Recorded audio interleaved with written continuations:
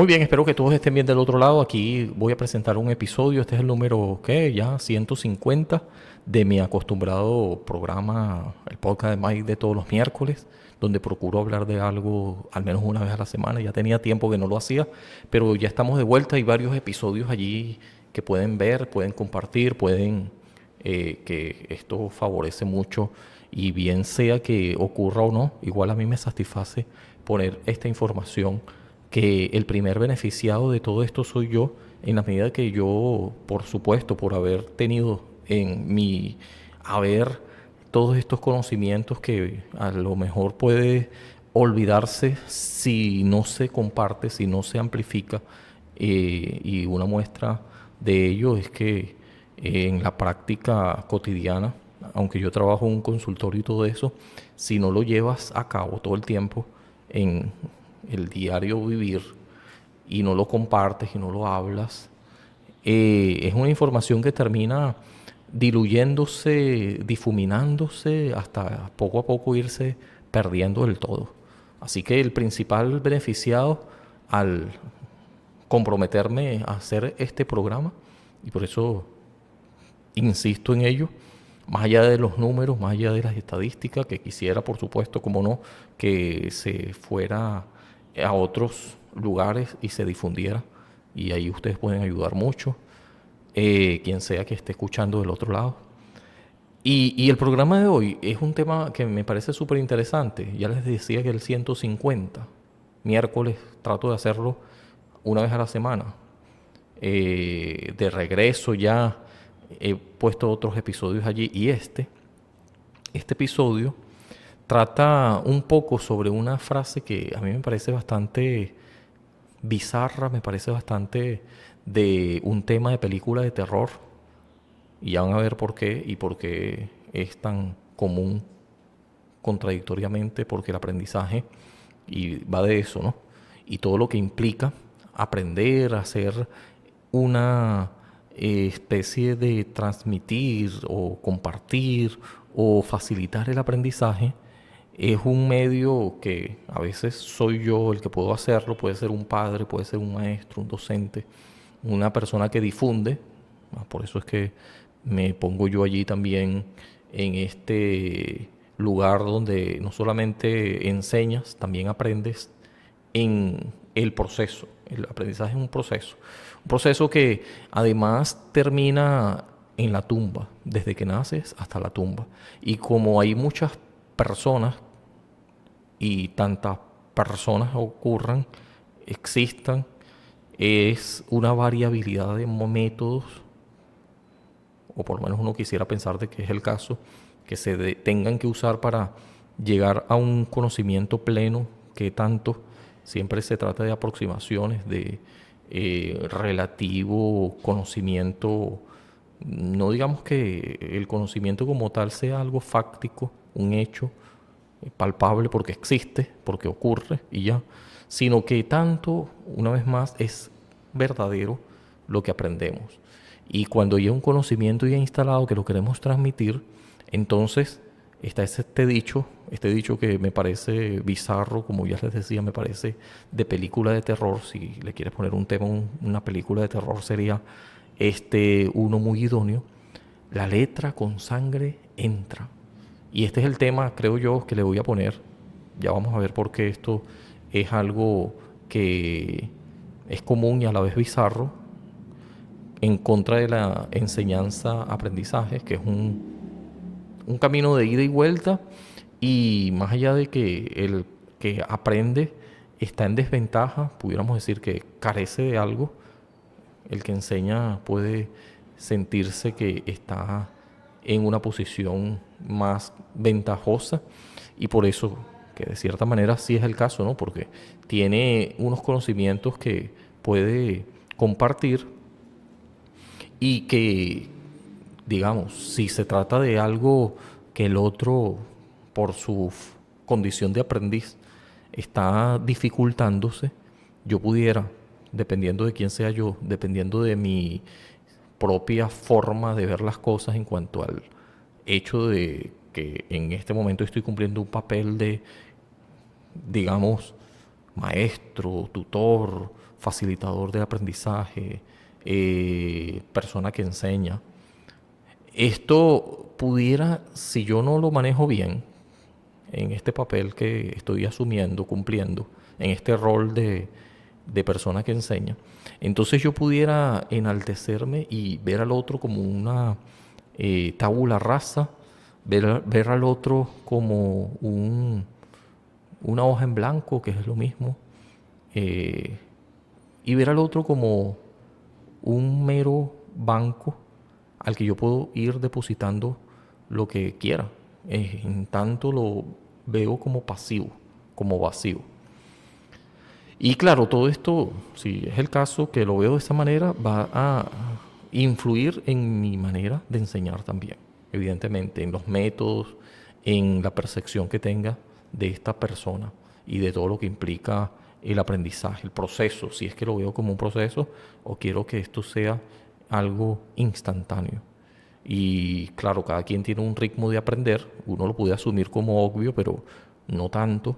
La persona que enseña lo debe tener en cuenta y a veces puede sencillamente obviarlo por completo, no en el sentido de que sea obvio porque debería saberlo, sino porque lo estoy pasando por alto, dándolo por sentado o ni siquiera, peor todavía, asumiéndolo como una realidad de que cada persona tiene un ritmo de aprendizaje distinto y hasta una manera de adquirir los aprendizajes que ya estaríamos hablando del estilo de aprendizaje, el estilo de aprender.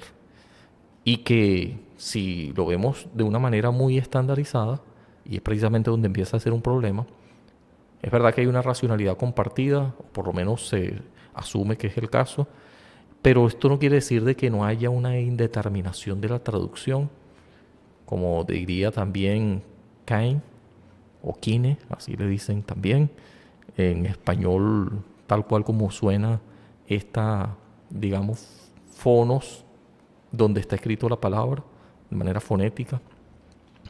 Pero el caso está, más allá de todo esto, es que si nosotros no estamos muy pendientes de cómo enseñar y cómo hacerlo y cuál actitud, y si la actitud que predomina y que además nos parece que está bien, es que la sangre es algo que es violento y la letra que se asume, en este caso, un aprendizaje, el logo, que es el raciocinio, todo esto que pudiéramos decir que es el contenido y que entra con sangre de manera violenta, frase que me parece bizarra una vez más, y asumida como algo normal, la letra con sangre entra.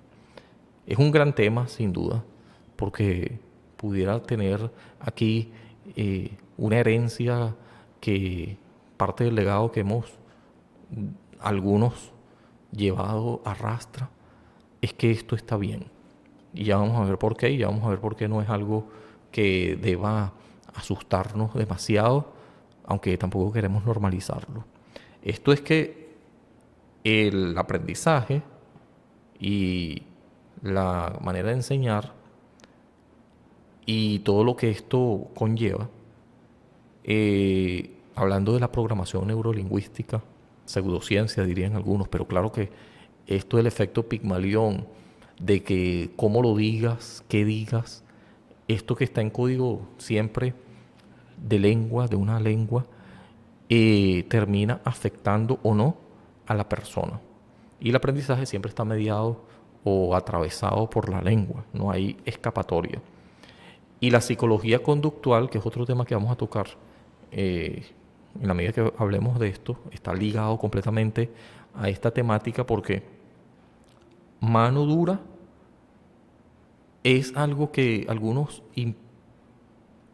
imponen, claro, imponen, siempre es una imposición y siempre es restrictivo y siempre es no una interpretación, no está apelando a algo que sea puramente humano, ya vamos a ver por qué, algo que esté arraigado a la inferencia, que es ir más allá de la interpretación, sino más bien es algo no descriptivo, sino prescriptivo. No interpretativo, sino de una vez va a, digamos, a través de la forma o usándolo como una práctica que conlleve una intención que es, bueno, si yo pongo mano dura, esto es para que me respeten, porque si yo lo hago con mucho amor, me van a ver débil, y este sería un razonamiento que pudiera tener, sin lugar a duda, está atado a esta frase de que la letra con sangre entra. Entonces, esto es muy característico de la manera de enseñar de mucha gente, no solamente padres, no solamente personas que pudiéramos decir ignorantes, no, porque algunos sí lo tienen muy claro y hasta lo ven como favorable. Y en ello hay un sesgo cultural prevalente.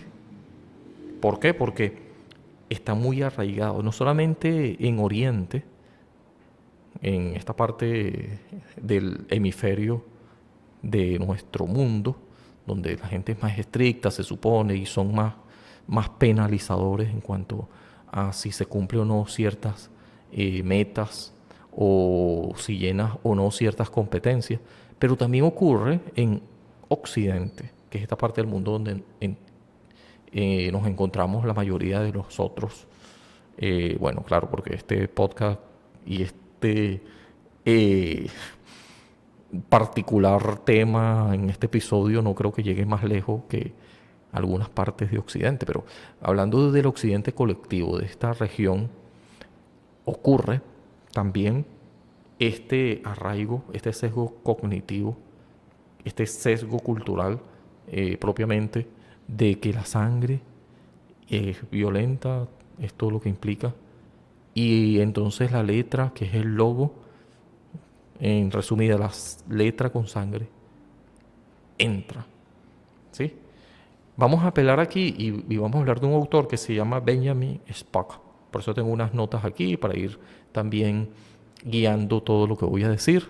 Ya pueden notar que hay eh, sí, un concepto claro, pero también hay muchas, no sé si tan claro, la verdad, que tan claro lo tengan muchos de los que vayan a escuchar esto, pero está detrás de todo esto una, sí, sesgo cultural, pero también la neurociencia, también hechos ya más adelantados en el tiempo que apelando a la misma razón, no digamos netamente a las emociones, sino que tiene mucho sentido de que el aprendizaje empiece a verse de otra manera, ¿sí? Y Benjamin Spock da un giro a esta crianza que es severa y que además se veía como un baluarte y con orgullo se decía que hay que poner mano dura para que me respeten, si no, y este es el asunto, ¿no? Si muestro demasiado amor, me van a ver débil. Entonces, este estadounidense tiene una, eh, digamos, teoría, el doctor Benjamin Spock, que expone en su libro The Common Book of Baby and Child Care, el libro del sentido común del cuidado del bebé y niños. Ya vamos a ver por qué es importante. Este libro fue publicado en 1946 y revolucionó por completo la crianza en Estados Unidos y el mundo occidental también. El contexto en la que se escribió este libro de Spock, y vamos a ver qué había antes de él para entrar en contexto. La crianza estaba dominada por el conductismo, un conductismo no moderado, sino un conductismo rígido. Estaba reinando en aquellos momentos la psicometría. Por ejemplo, John Watson, él decía que los padres a la hora de criar a sus hijos no le deberían demostrar ningún amor ni demasiado afecto, en absoluto, porque Por ejemplo, él decía que cuando carguen a sus hijos, cuando el bebé llore y esté haciendo petición a la madre, no lo deben tomar a los brazos porque lo van a malcriar. Entonces la disciplina, decía él, la recomendación de Watson, tenía que ser más bien fría. La revolución de Spock entonces va de la siguiente forma. En su libro les pone, y ya vemos aquí el contraste, una frase muy célebre: confía en ti mismo, sabes más de lo que crees, diciéndole a la madre especialmente. Y él fue el primero en decirle a toda una generación de padres que mostrar afecto no estaba mal. Deberían escuchar al niño, deberían atender sus necesidades, tratarlos con bondad, y eso no era una muestra de debilidad, sino que más bien el hecho de que el niño viera esto iba a tener en su modo de ver las cosas, y al ir madurando era un aliciente porque iba a ir adquiriendo seguridad y iba a ir creciendo como un ser humano seguro, confiado. Y esto precisamente era algo muy importante porque, y los padres eran los principales promotores de eso, deberían. ¿Por qué? Porque no es que si revisamos a un autor contemporáneo, John Bowlby, él habla de la teoría del apego. Yo no sé si yo he hablado aquí de él. Si no, ya debería en otro vídeo, en otro episodio, que es interesante porque dice que el niño va y viene y ve una base firme en los padres, ¿sí? Jane Erskine también va a hablarnos de la disciplina positiva, Jane Erskine. Y Spock, que es el que estoy hablando de este libro, el libro del sentido común, del cuidado del bebé y de niños, nos va a hablar de algo muy interesante, muy en comunión con John Bowlby y Jan Nelson, pero claro, muchísimo antes, pionero de estas teorías, tanto la teoría del apego como la disciplina positiva, estuvo Spock y su libro. Es un paradigma que reveló una dirección contraria a la que se venía haciendo respecto a la crianza de los hijos. Entonces, el PNL, el efecto Pigmalión, que es muy afín, habla de que cuando nosotros estamos criando, de hecho, cuando estamos tratando con cualquier persona, pero especialmente en una temprana infancia, esto es crucial. El rendimiento del niño en la infancia, si uno estuviera todo el tiempo repitiéndole al niño que es un vago, que es un problema, usando frases hechas que son muy, digamos,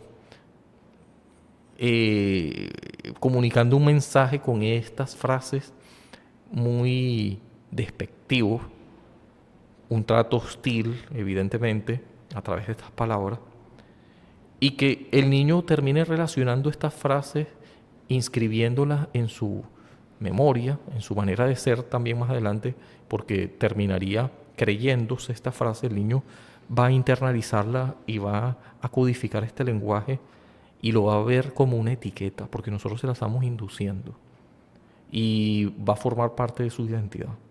El PNL, programación neurolingüística, nos enseña que el cerebro no procesa bien el no. Decir no seas tonto enfoca la mente en la tontería. Entonces, esto del no hay que tener mucho cuidado. Sustituirlo más bien por palabras como la siguiente. Todo el tiempo tratando de hacer una validación positiva. Por ejemplo, en vez de decir no seas tonto, podemos decir eres muy inteligente, así que vamos a hacer las cosas de esta manera. ¿Qué te parece? Entonces todo esto va más positivo, parece blandengue, muchos dirían, personas conservadoras sobre todo que vienen arraigando esta crianza que es muy restrictiva, conductismo, digamos, severo, conductismo no moderado, porque el conductismo tampoco es que sea malo en su totalidad, pero lo que sí está mal es este conductismo eh, que sería más bien extremista. Diría que es un conductismo, como ya había dicho antes, eh, muy riguroso.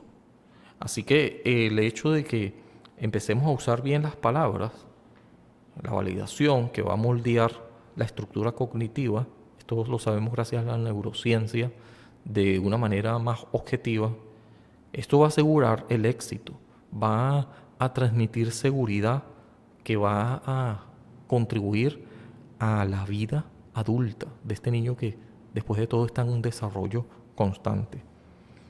Y hay que mencionar aquí que ya esto es algo que yo le pongo y que mucha gente a lo mejor ni conoce, pero que terminan adoptando de una manera un tanto incierta, porque ellos son los más inseguros, los padres, cuando actúan así de una manera severa, de una manera irrespetuosa y de una manera ciertamente, quisiera pensar, en total ignorancia de los resultados que es tener este tipo de comportamiento a la hora de criar a los hijos.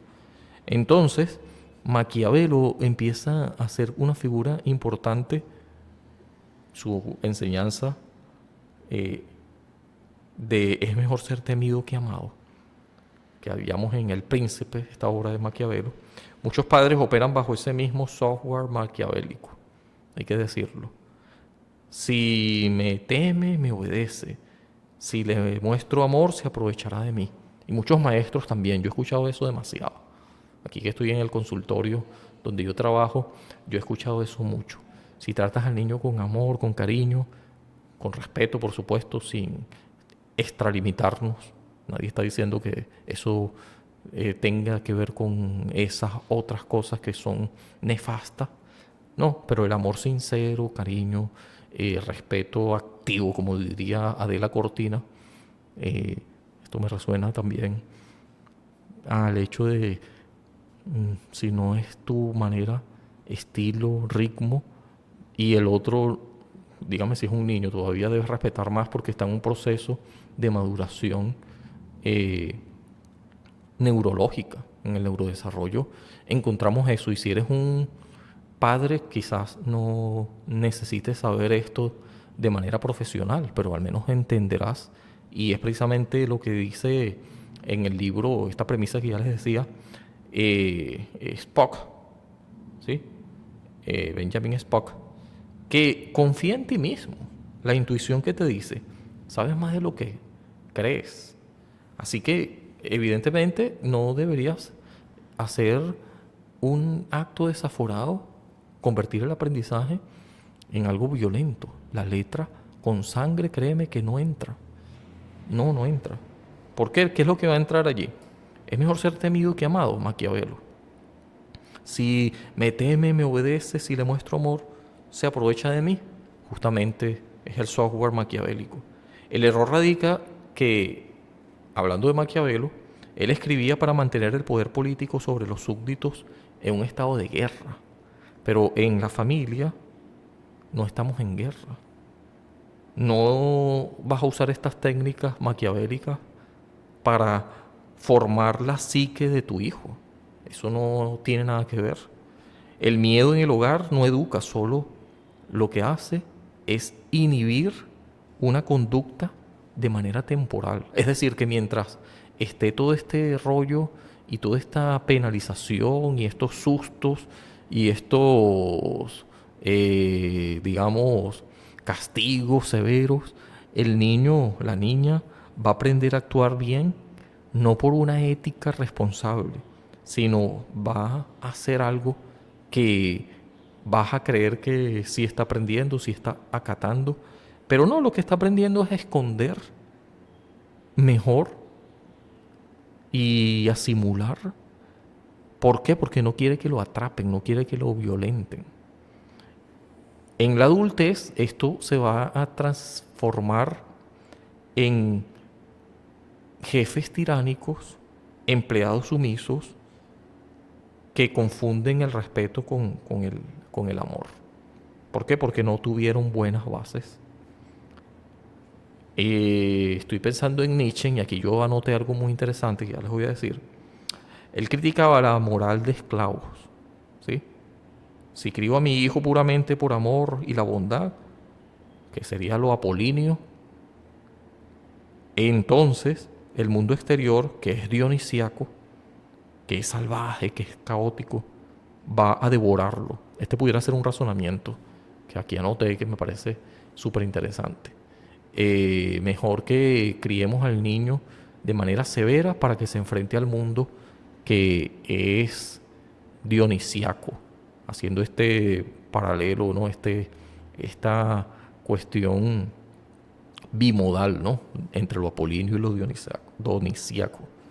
dionisíaco. Entonces el maltrato o la dureza así se terminan justificando como que si se tratara de una vacuna para prepararlos para un mundo cruel en el cual se va a enfrentar este niño más tarde. ¿Sí? Tratar mal al niño, tratarlo mal para que se porte bien. Es algo que está muy vigente en nuestros días. Entonces este fenómeno sigue muy presente. Y en Oriente podemos pensar en esto de los padres tigres o la piedad filial estricta. Son unos conceptos muy arraigados en Oriente. En Occidente, esta frase es un clásico. Un golpe a tiempo evita a un delincuente. Esto lo hemos escuchado muchas veces. Un golpe a tiempo evita a un delincuente. Y esto puede tener sentido hasta cierto grado, pero el maltrato no ofrece resultados a largo plazo, sino de manera inmediata. Si le gritas o golpeas a un niño, se va a detener en ese instante. Pero no es porque ha aprendido la lección, sino que lo empieza a hacer, empieza a obedecer solo por puro instinto de supervivencia. Porque su cerebro primitivo, que es la amígdala, aquí entramos otra vez en la neurociencia, en algo que es innato, que es anatómico. Entonces lo que va a hacer es que esta amígdala de sobrevivencia se activa. Pero el padre, en tanto ve que hay una respuesta inmediata, favorable, entre comillas, terminará pensando que funcionó. Pero es pura ilusión. Lo que estamos haciendo es bloquear el aprendizaje. Se bloquea el aprendizaje. El aprendizaje termina cercenándose. Entonces lo que se va creando es un trauma. A largo plazo produce más bien adultos con ansiedad, incapacidad para poner límites, ansiosos y poco resilientes, con un perfil más bien agresivo en sus relaciones de pareja, laborales. Esto se va ampliando, dificultando la adultez. La propuesta más bien es que se halle una media dorada, un promedio, que no es que sea en el extremo del maltrato, de la tiranía, a la hora de enseñar. Esto no tiene ningún sentido. Esto viene de la era medieval, de la era victoriana, pero ya el mundo no debería pensar así. Estos son extremos que tienen efectos en la estructura cerebral. Tienen muy, digamos, tienen muchas consecuencias negativas, como hemos visto. La negligencia permisiva también. La solución no es entonces irse a los extremos, sino una media, un punto medio, ¿sí? Ni permisivo ni sumiso, sino más bien firme y amoroso. Tampoco hay que caer en el otro extremo del autoritarismo y violento. ¿Eh? Hay que tener en cuenta afecto y una estructura. Firmeza amorosa. Sería la cuestión aquí. El amor y la bondad sería el combustible más bien para validar emocionalmente, abrazar, usar palabras de afirmación. Esto genera un efecto directo en la autoestima y el amor debe ser incondicional. Te amo por quien eres, no por cómo te comportas. Esta sería una frase muy interesante que revierte eso de que eh, un golpe a tiempo evita un delincuente, ¿no? Más bien estás propiciando que sea un delincuente en todo caso, ¿no? No estoy diciendo que los padres tengan esa intención, casi nunca es el caso, pero de manera muy, quizás ignorando todo el hecho de lo que estamos diciendo aquí, terminas haciendo de manera muy inconsciente, una vez más, que un delincuente sea lo que termine sucediendo con esta crianza tan restrictiva, tan permisiva. Hay que hallar entonces el punto medio, la media dorada, la firmeza amorosa. Firmeza amorosa, ¿por qué? Porque hay límites que deben ocurrir, deben hacerse notables, debe haber una transacción, debe haber un contenedor. La bondad no es debilidad en todo caso. Se puede poner límites claros, firmes, restrictivos, pero sin crueldad, sin apelar a insultos ni a humillaciones. Si hay una falta, hay una consecuencia lógica y hay que hacerla saber. No un castigo enfurecido o violento. Eso sí no debe haber, no debe ser nunca justificado. Entonces, ¿por qué nos da miedo tratar bien a quienes amamos? Esto no tiene sentido. ¿Por qué creemos que el insulto educa y un abrazo debilita? ¿Sí? Hay que tener entonces en cuenta que el trato con amor respetuoso, poner límites claros, no crea adultos vulnerables. Crea adultos resilientes, líderes empáticos, personas que en su vida adulta sabrán decir no cuando alguien intente pasar por encima de ellos. Y este es precisamente la clase de adulto que queremos que sean los niños de hoy, ¿no? Tiene aquí una intención clara la forma en que estamos tratando esto es para desacreditar por completo esa frase de que la letra con sangre entra. Más bien, esta es una consideración y forma de ver las cosas muy medieval, muy escolástica, muy victoriana. Es algo muy punitivo, muy traído por la era, si no nos vamos tan lejos, de la revolución industrial, donde lamentablemente a un niño se le veía como un niño nada que ver, sino que se le trataba como un adulto en miniatura. El sentido común que hay en muchos hogares, escuelas que son conservadoras, terminan inclinándose a un conductismo severo, ¿sí? Pero desde la neurociencia, y esto es muy importante, vivimos en otra época, el castigo físico y la humillación apelan a la amígdala, recuerde eso, el cerebro emocional inconsciente, que se activa para la supervivencia, el ataque o la huida o la parálisis. Al inundar al cerebro con cortisol, con adrenalina, se apaga por completo la corteza prefrontal, que es a la que queremos apelar, esa del raciocinio. ¿Por qué? Porque si nosotros continuamos haciendo que la letra con sangre entre, la corteza prefrontal, la que es encargada del razonamiento, la empatía y el aprendizaje real, se va a terminar apagando. El niño no va a aprender. ¿Por qué?